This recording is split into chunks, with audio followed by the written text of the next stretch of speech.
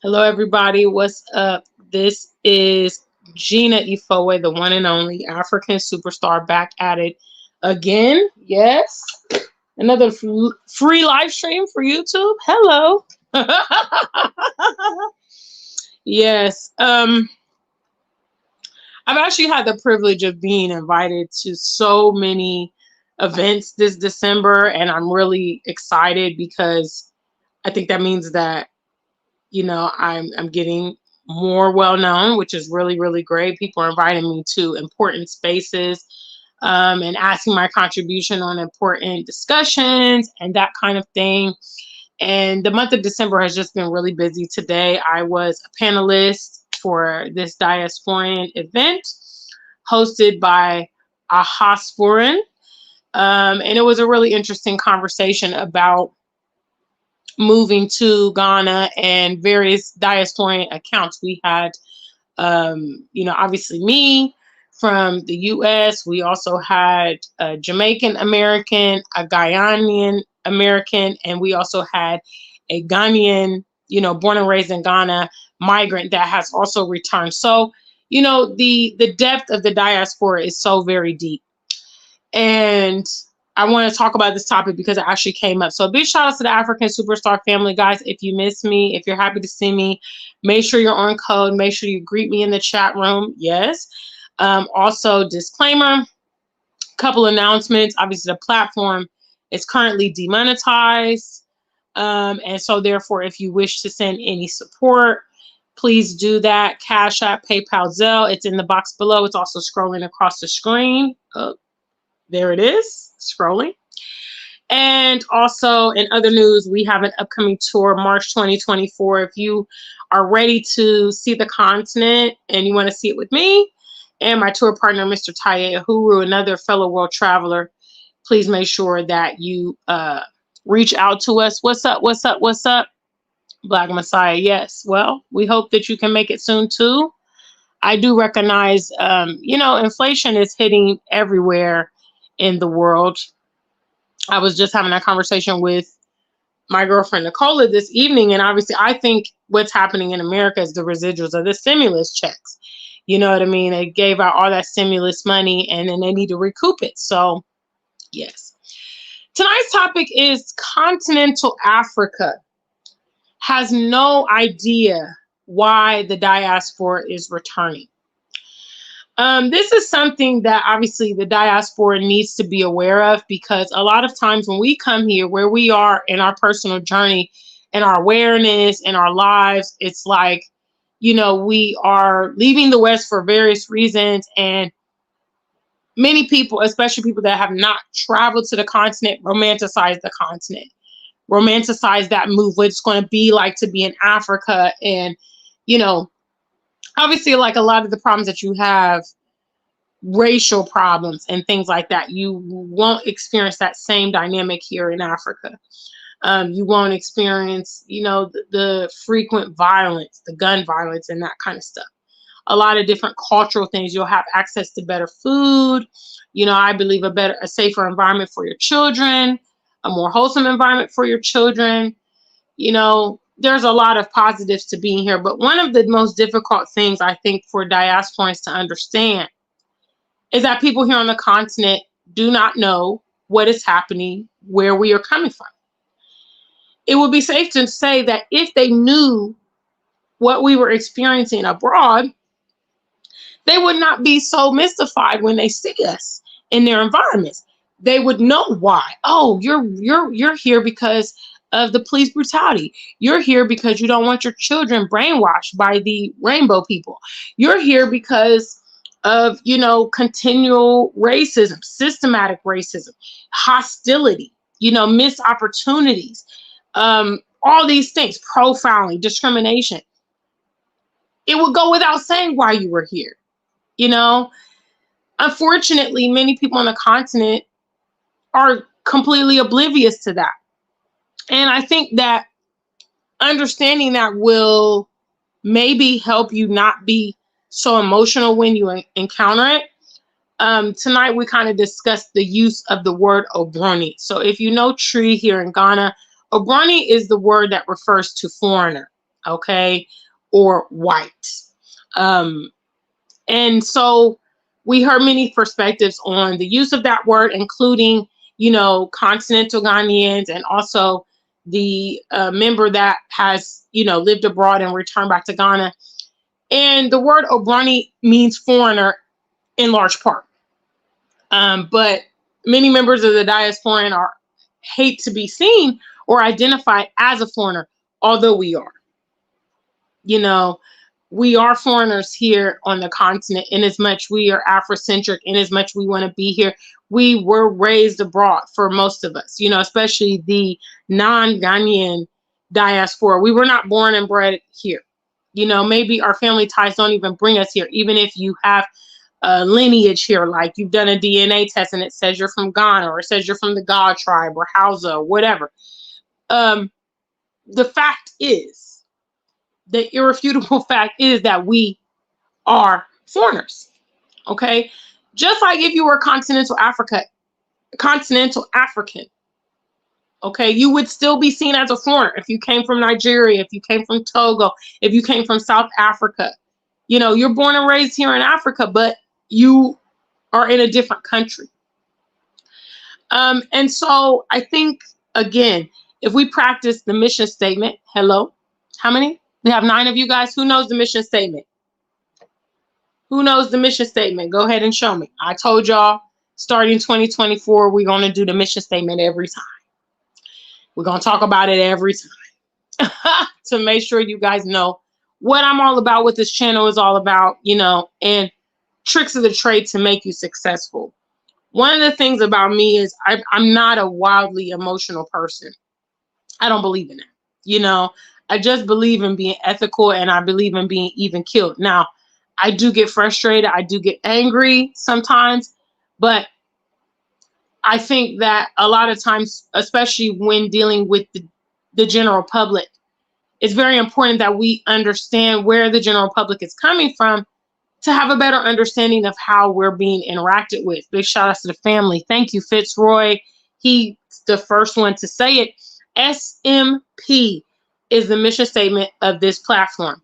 It stands for strategy, maturity, and patience. Okay. And this is what we need when we are coming to the continent. Many diasporans are impatient, and you know, their expectations are really high coming here. And I always tell you guys, look, you know, we have been removed from the continent as a whole, as a, you know, people. The contributions that we could have been making for centuries back here, had we had a different relationship, you know, with the continent, and historically, we haven't been making it. You know, so for us to pick our bags and say, that's it, I'm migrating, year of return, and come to these countries on the continent and expect them to be at the level that we're familiar with, I personally think it's unrealistic, and I think that is a high expectation. And if you have that expectation, you're going to get disappointed. Okay, you're going to get disappointed, because I'm gonna tell you right now, majority of the countries on the continent, they are developing nations. All right, they're not there yet. They're not there yet. And I would even say that Ghana is one of the more progressive countries compared to some of the others in terms of the development and all of that stuff. Ghana has come a long way, even in the time that I've been visiting since 2016. You know, if you're coming just now, you don't know that. You know, you're coming and you're seeing it as it is. But not knowing, you know, 10 years ago or all that stuff. You know, I tell you guys, when I came in 2016, there was like poor Google Maps here in Ghana. The Google Maps were so terrible that, you know, if you tried to navigate to like an address or something like that, it didn't work. At that time, there was no Bolt and Uber here. So, you know, you as a tourist or something like that, trying to navigate, if you don't speak the language, if you don't know the demographics, very, very challenging. You know, now you can utilize Bolt and Uber across Ghana. You know, I've used it in Takoradi, I've used it in Kumasi, you know what I mean? As well as here in Accra. You know, there's a lot of things that are growing. And certainly as we come and we begin to bring our resources and our services and create services and create businesses and answer the need, a lot of other things will be solved. And I personally believe that's the perspective that the diaspora should come with. You know, the simple fact that we are welcomed here and this is kind of a safe haven for us is enough for me. You know, the rest I understand will require input and investment. You know, there's a lot of opportunities for the things that diasporans need and want that may not be functioning here or may not be existing here currently, to create those channels. You know, we want the government of Ghana to do this and do that for us. What about Ghanaians? What about what they're going through in the country? What about their reality? You know, what about education and healthcare for them? You know, it's kind of also selfish because, look, guys, you know, we are coming from a bit of privilege, whether you want to acknowledge it or not. We are coming from, you know, we are coming voluntarily to Ghana. You know, and when you go voluntarily, there's a lot of preparation that you are permitted to engage in because it's a decision that you've made. With that being said, ready yourself. Ready yourself for the very fact that Continental Africa does not know why you are coming here. Continental Africa does not know why you're coming here. Okay?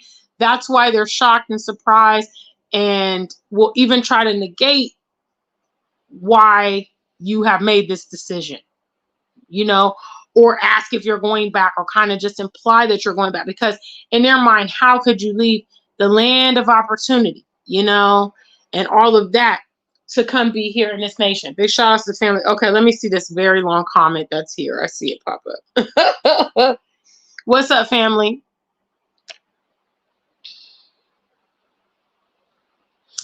Black Messiah says, that is interesting information about Ghana's tech being under par. 2016, I graduated with a Ghanaian 1991 who got a PhD in IT. He works for IBM. He should have set up a shop back home in Ghana. You know, I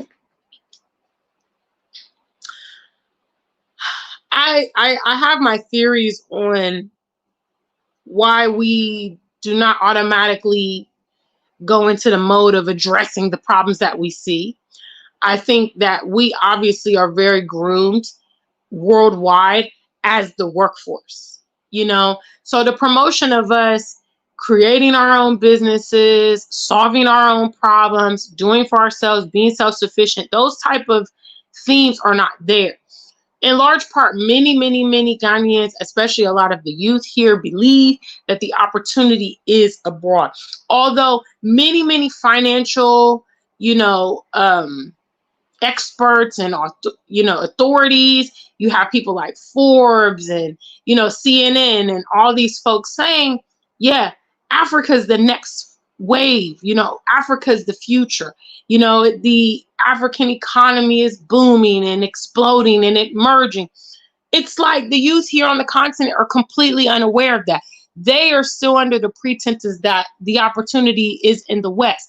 And we as a people are not groomed to solve our own problems. You know, in addition to us getting the education that creates employees out of us, we're also heavily indoctrinated with these religions, which in my opinion creates this whole liaison mentality. You know, the things we want in the world, the things we want in our future has to include a third party. Okay, we have to send up prayers and invest in church, and we have to wait, you know what I mean? Instead of finding the problem, creating a blueprint, implementing that, and solving our own problem, you know? And maybe we consult a deity for the intangible things that we don't have control over, like our health and fertility and, you know, just our everyday coming and going. No, we heavily depend on these deities to shape our world. And that's a huge crutch. You know, you're absolutely right. Currently, we have one of the statistics that was given in this meeting I was in tonight was that there are currently more Ghanaian nurses and doctors abroad than in the country. Okay. They continue to, migrate to Canada and America and the UK. And here in their own homeland, where some of their relatives are, there is a need for that here as well. And this whole escapism that is a part of our people, continental people, especially wanting to just escape their country, is very concerning. But the reality is this kind of still ties into the topic I'm talking about tonight, which is continental Africa doesn't know why. And some diasporans will be like, but how? They're living in Africa. The slave castles are still there. I mean, that's where it went down. Hello. Understanding that there's two sides to a coin. If you go in your pocketbook right now, your wallet, your purse, whatever, you pull out a coin. I know some of y'all don't carry cash. We use cash here in Ghana. You pull out a coin, you see heads or tails. If you're in the US, okay? If you are in the UK, you're going to see, I think, the queen, or probably the king now, on the coins. Here in Ghana, you're going to see the Jubilee House. And let me see, I don't think I have any coins around. Let's see, do I have any coins? No, I don't have no coins around. Sorry, just envision with me. The reality is, I talked about that as well. We have a common enemy, and they're playing us on both sides. Okay? The same people that lied to you about Africa are the same people that are lying to them about the West. The same way you maybe at a point never wanted to come here. Thought African people were dirty and uneducated and stupid, and there was no development here, and there was no nightlife and no beauty, and there was just disease. Same way you had that perspective until you started getting real visuals, until you ventured onto the content for yourself, until you built relationships with continentals or African migrants in your environment, until you got exposed. You had a concept of the continent. That is precisely how our continental brothers and sisters see the West, see us. For some people, some Westerners, even those of us that are saying and showing and doing and proving that life in Africa is feasible, that it may be a viable option for us, they still reject it. Because the ideas that they received in their formative years are deeply embedded. They refuse to accept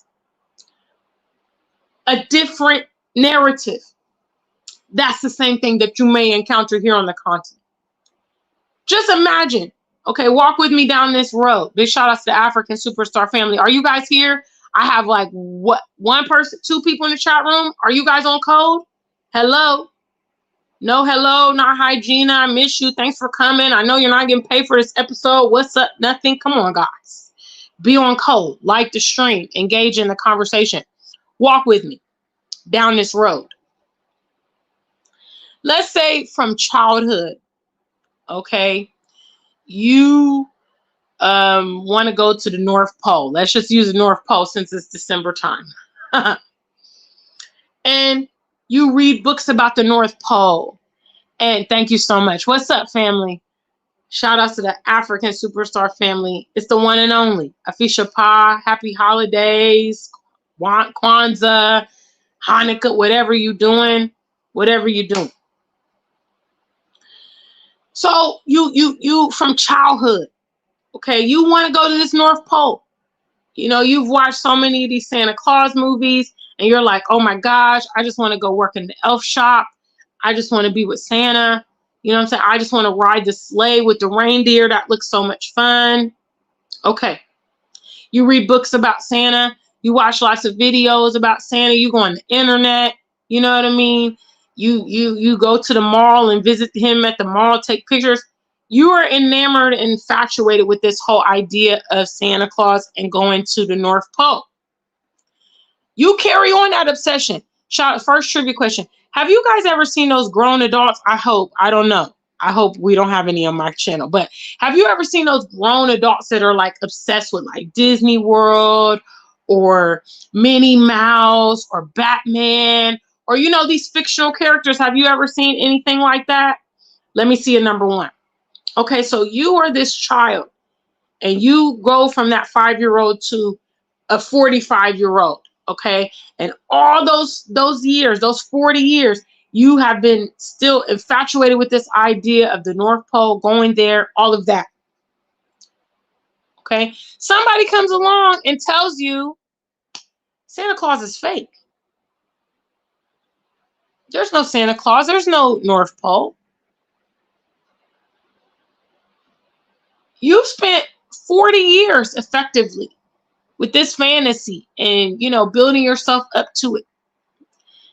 That is what we are dealing with here on the continent. When we come in contact with diasporans, I mean, you know, continental Africans that want to go abroad. It's that deep. They've literally been exposed with the idea that prosperity and, you know, good life and opportunities and everything happens abroad.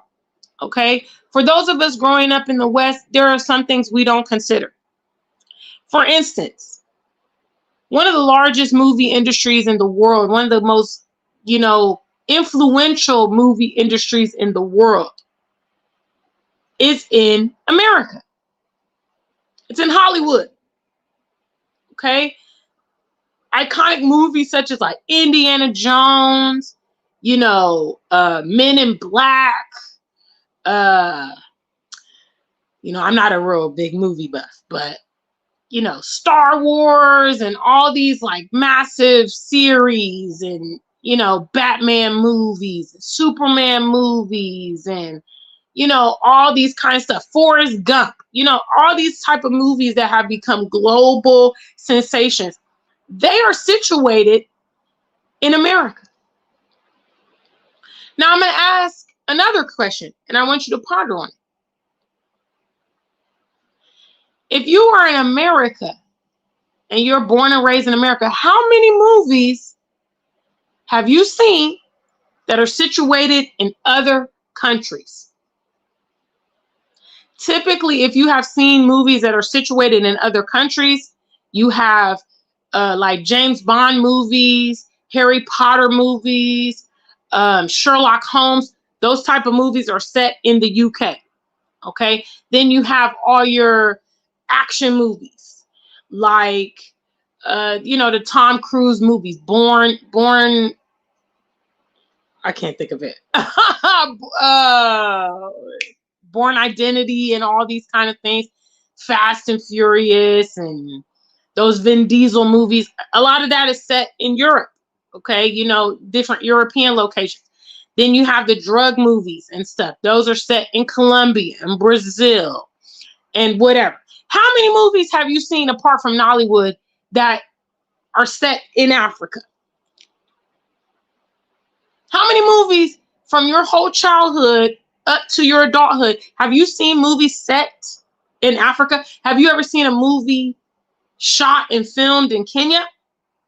Apart from Nollywood, because some of you guys are recent enthusiasts as far as the continent. I'd say within the last 10 years, you have developed the interest. Prior to that, how many movies have you seen with a Ghanaian superstar, a Nigerian superstar, a South African superstar, Egyptian superstar? And I'm not talking about white people masquerading as our people, because they do that a lot with the Egyptian movies. I'm talking about actual, you know, people from these countries. Very few. Very few, if any. That means that people here on the continent, their whole lives have been watching films originating from the West. Okay? They begin to fantasize about New York City, Chicago, Miami, you know, California, Texas. You know, these places where a lot of our movies have been set.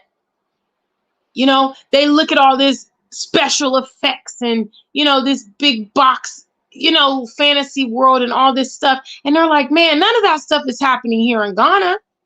None of that stuff is happening here in Nigeria. But shout outs to the Nigerians. They decided, hey, let's create our own movie industry to reflect our own stars in our own setting, dealing with situations and entertainment relative to us. Shout outs to the Nigerians.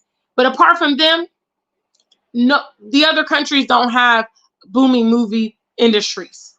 Okay, Nigeria, South Africa, apart from that, all the countries in between. Have you seen a movie from Senegal? Have you seen a movie from Congo? Have you seen a movie from Tanzania? Have you seen movies from Uganda or Zim? What about Mozambique, Cape Verde? What about Sierra Leone, Cameroon? The list goes on.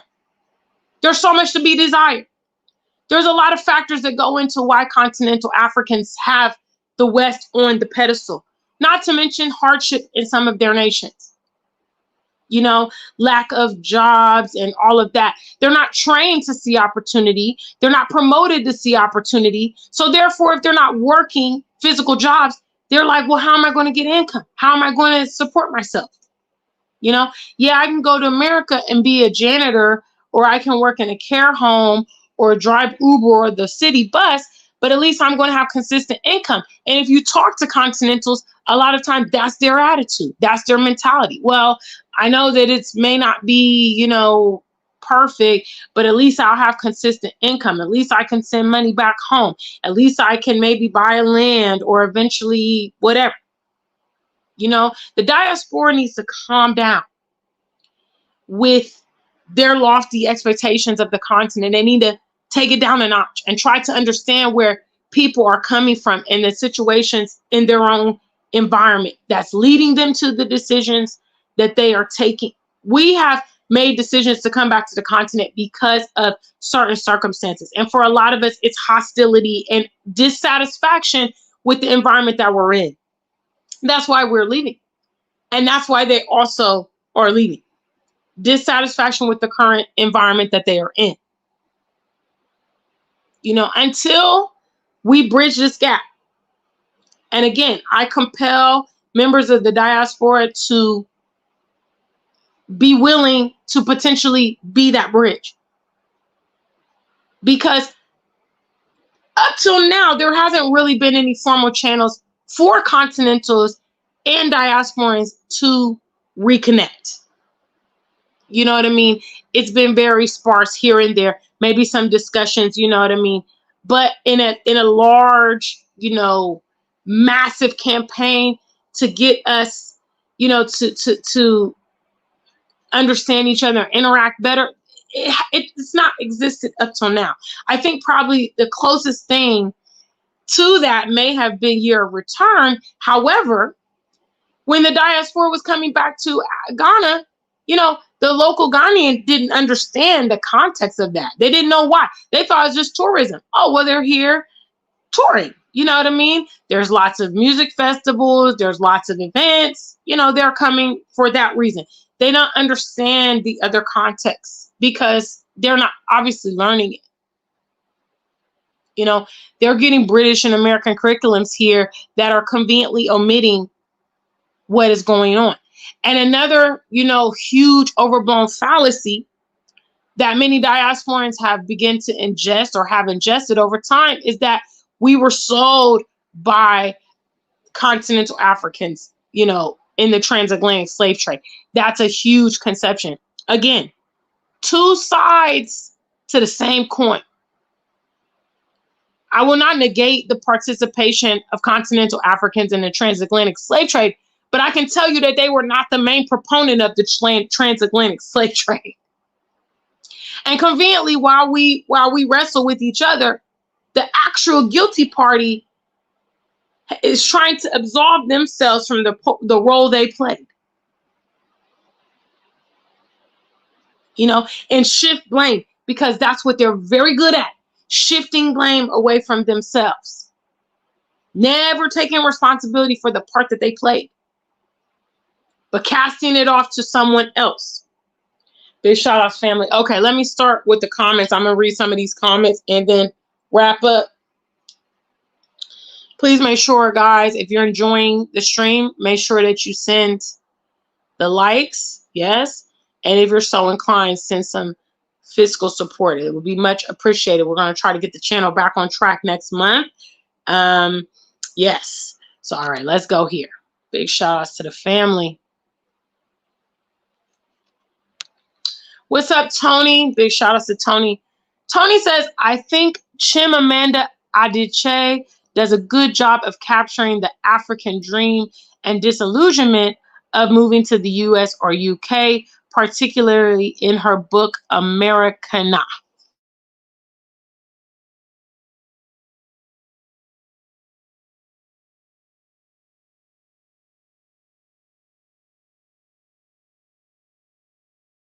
Sorry, guys.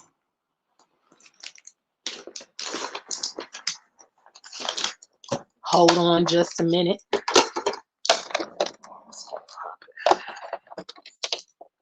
Technical difficulties. It'll probably come on real quick. Hey.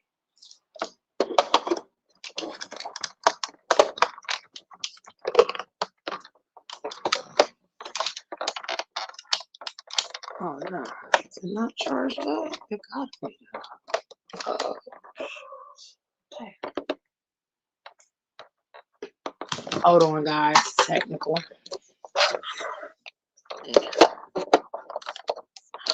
How to light it like that?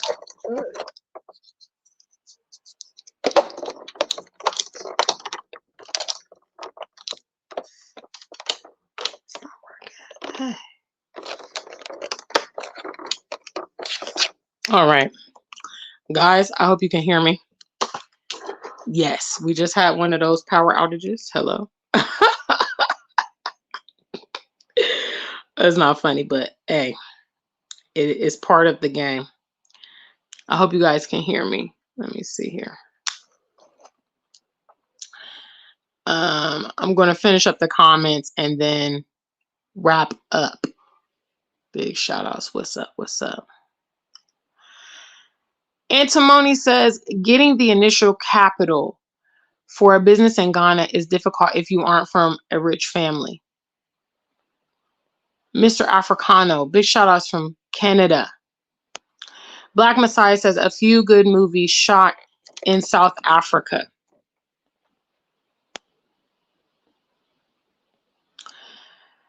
I stand corrected. I was thinking about District 9, a movie made by white people for white people. I found it entertaining. Yeah, we're not talking about that. We're talking about movies from the continent with African. Okay. Can you guys even name any African movie stars? What's up? What's up, Dolphin Wills? Big shout outs to you. Thank you so much for tuning in. All my Canadians are in the building. Thank you so much. So, in a nutshell, I just want, obviously, as what I always do, I want diasporans to be mindful when they come. You know, we are at a certain point in our lives that has motivated us to make this change. And everybody is not there. Everybody is not there. People here on the continent have had very little accurate exposure to the West. They've grown up in a different situation and they haven't even encountered a lot of what we have encountered, you know, that would lead us up to this decision. And I think if you take that perspective, that's a perspective that I've taken. And that's what's helped me, you know, be patient with my continentals, because I understand.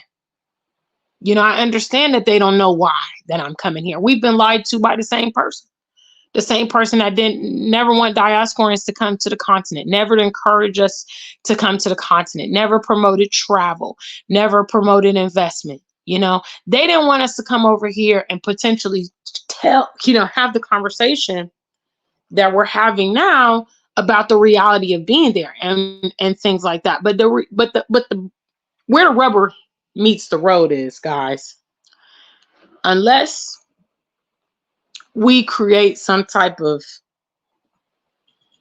you know, serious bridge in which we can share our history and our experiences with continentals, it's going to stay the way that it is, because the reason that they have the understanding that they have is their education, the media, religion, and also, again, the hardship in their nations, which leads them to entertain such things.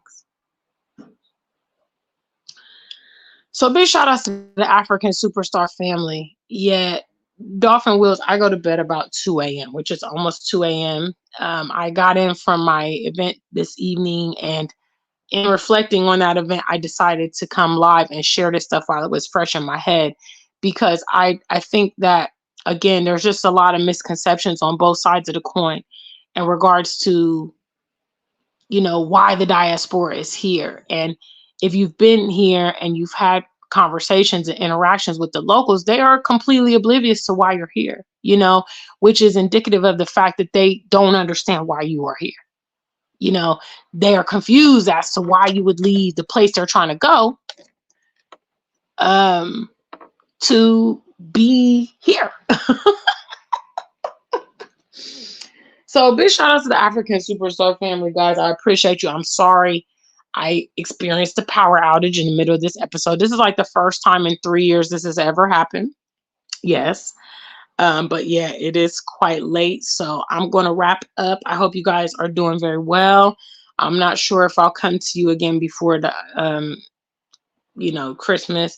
So I hope you guys are having wonderful holiday seasons and all of that stuff. Again, don't forget, I have an upcoming tour to Ghana. You know, if you're somebody like, damn, I need to see what the hype is about, because everybody is always talking about Ghana and I don't know what's up, then you are ideal candidate to come on our tour. And so please head to the website, check out our booking and itinerary. Dolphin Will says, I've been to Ghana a few times and I didn't know anything about the diaspora. Okay, well, yeah, I mean, most people here don't know anything about us. You know, they just see, you know, they're very curious about us, and they don't really know much about us except for, I'd say, like movie perceptions, whatever they've seen on TV, you know, or the stories they've heard, or maybe stories they've heard from African migrants that they know. You know what I'm saying? They have very little context, you know, and I think obviously the more we're traveling here and interacting with Continentals, that will change by default. But as it is in real time, and then if you're in countries outside of Ghana where, you know, there hasn't been an initiative in other nations currently to invite the diaspora back and all these festivals and year of return, I reckon that people in these other nations are probably even more oblivious as to why you're there, because they may not be getting a volume of the diaspora like they're getting here in Ghana, or, you know, some of the major cities, Kenya, you know, Nigeria, South Africa. The diasporans, there's a lot of countries they are, you know, kind of focused into. And I would say probably YouTube is a contributor of that, because they will go to YouTube to get ideas and information, and then they will, you know, for them that may romanticize a particular place or strike up interest in a particular place. There's a whole lot of countries that are not being documented heavily on YouTube right now. You know, how many people are going to the French speaking nations? How many people are going to those that speak Portuguese? You know, how many people are going to Northern Africa? You know, a lot of these countries, there's not a whole lot of social media on them currently, you know, but there are a lot of these English speaking countries, especially, you know, are where diasporans go. And I mean, I think it makes sense. You know, you don't have to kind of deal with the language barrier and stuff like that. So anyway, family, yes, big shout out to ATM Tim. I see you there. Thank you for all of you that have come to the live stream. I hope this conversation was meaningful for you. And I will see you guys again very, very soon. Until we meet again, stay black and true. If you ain't black, just stay true.